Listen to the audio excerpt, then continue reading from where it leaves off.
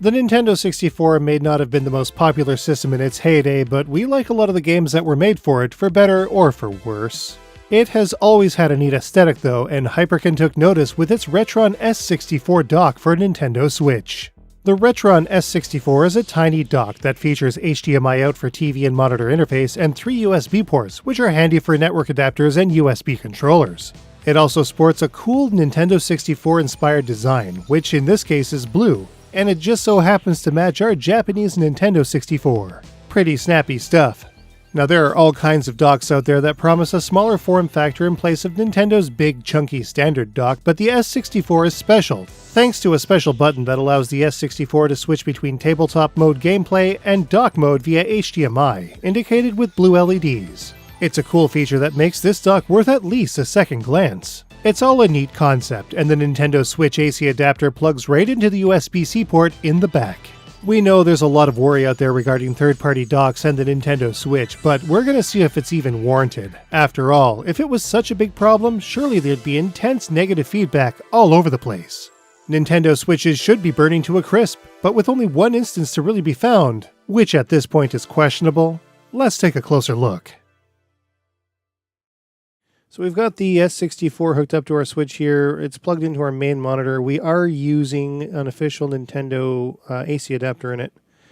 And it's been a couple of days. As you can see, it is charging up there. So, you know, being that it's been a couple of days, nothing's happened to the Switch so far. We were a little weary about this review, but I think everything's going to be fine. I did a lot of research online and only found like one instance of a quote-unquote confirmed Switch burnout. And I think it's pretty isolated, so it looks as if this is going to be a safe product after all. It functions just like any other Switch dock, I would imagine.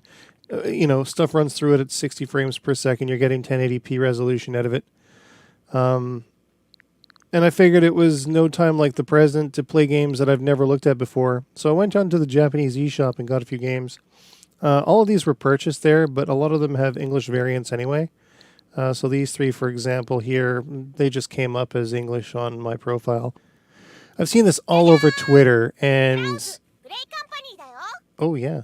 I've seen this all over Twitter, and I knew I wanted to play it. So this seems like as good a time as any to check it out, right? So, yeah, the HDMI pass-through works pretty much as advertised. Everything's running nice and smoothly on the screen. It's nice and sharp. Sound transfer is good. Ooh, gotta get those rocks, yeah.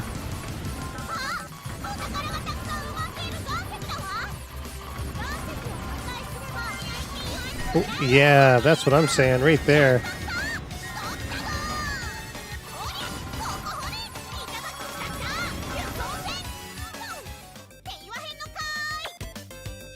Of course his name is Mambo. Yeah, let's get some money. Cash money. Gravity level 2. Hole laser, or Hori laser level 2. Or drill suit level 2. Let's go with a level 2 drill suit. For sure. And gravity level 2. Right on. Let's go. I'm gonna have to like upgrade my cargo here. 3,000 grams. Oh my god, what the? Yes.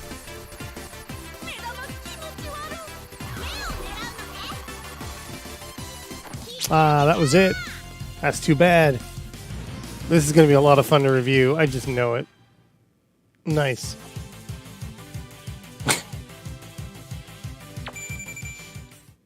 Now, I saw a Super Weekend mode some time ago, and it's definitely a game that I've been interested in. Let's just dive into it, see if we can figure it out. Very 8-bit sound, digging it. So we're playing with the L and R buttons here.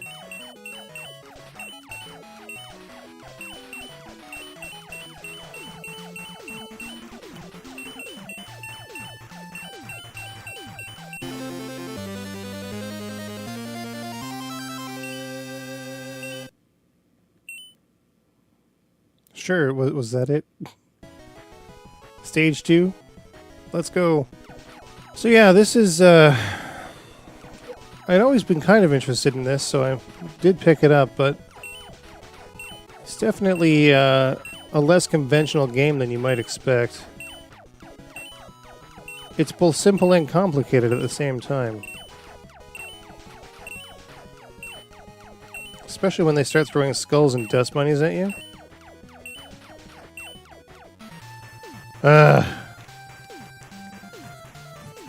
Yeah, this is a little on the odd side, but I don't know, it still looks alright, I guess. Bells and whistles. What? Get out of here with that. Daytona Twinbee, thank you. Man.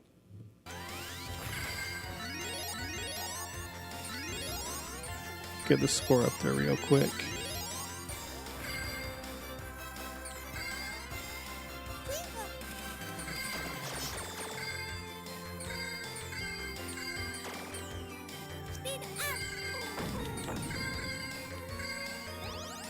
Get that there, yes.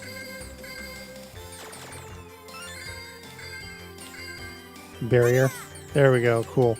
Now we're set. So yeah, the Twinbee games are something that I've really enjoyed playing for a very long time. Anyone who knows me knows that Twinbee is in fact my jam.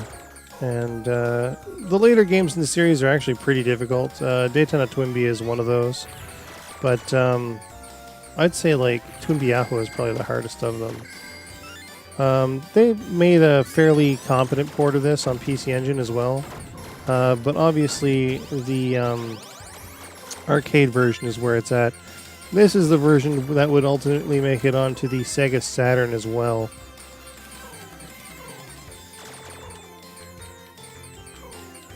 And while it doesn't sound quite the same as the Saturn version, being the arcade version and being emulated, it's pretty good. So far anyways. I haven't really tweaked anything difficulty-wise, so we're making some progress. Oh yeah, I got that three-way business there. Cool. Alright, get this charge shot here going.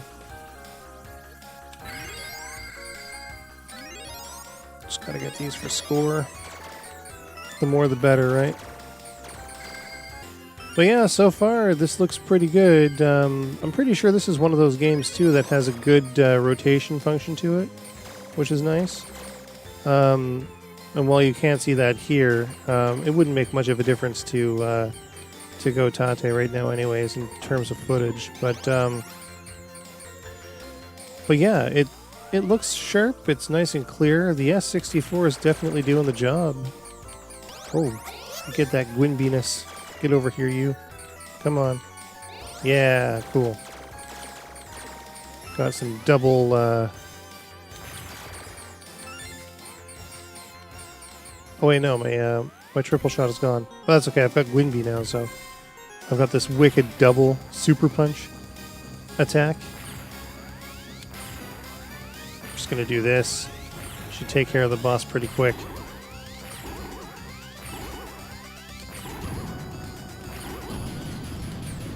Yes. Not bad at all.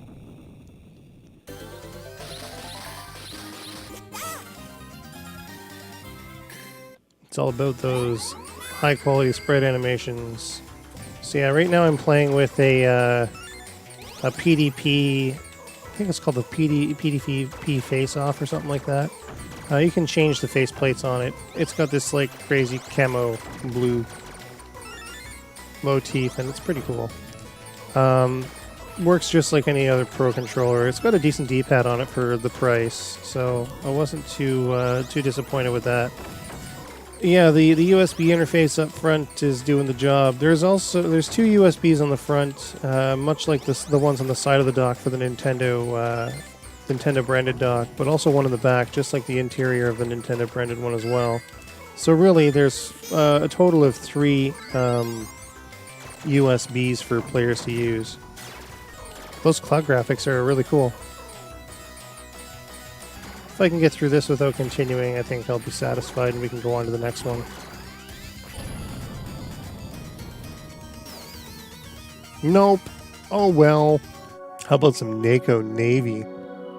Neko Navy. Let's see what this is all about. This is an exceptionally loud game. I had to turn it down. Power up. It's all so crude, oh my god. But I mean, it plays well. Power up. Warning, this has got to be a boss. Wonder what it is with shmups and crab bosses.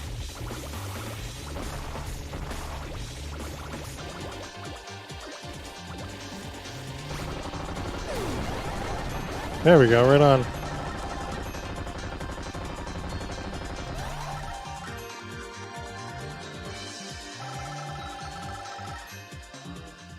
$93 million points.